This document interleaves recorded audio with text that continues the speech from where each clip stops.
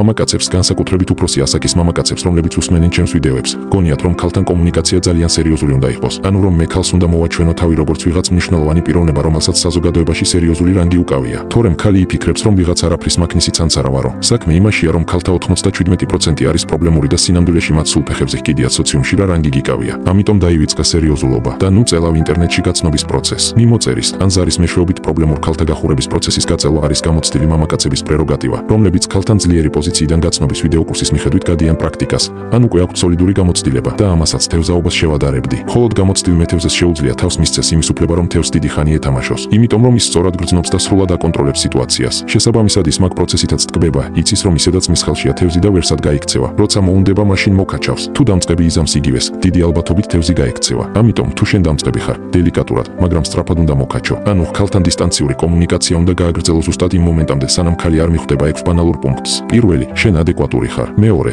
შენ არ ხარ ვიღაც მშიერი ლოხი. მესამე, შენ აბსოლუტურად დარწმუნებული ხარ, რომ ორივეს გესიამოვნებათ ერთმანეთთან კონტაქტი. მეოთხე, შენ რაც გჭირდება იმის აღება შეგიძლია და იღებ კიდევაც. მეხუთე, შენს გეგმებში არ არის მისი ერთჯერადი გამოყენება და მეექვსე და მთავარი, შენ შეგიძლია თამაში და კარგად იცი ამ თამაშის წესები.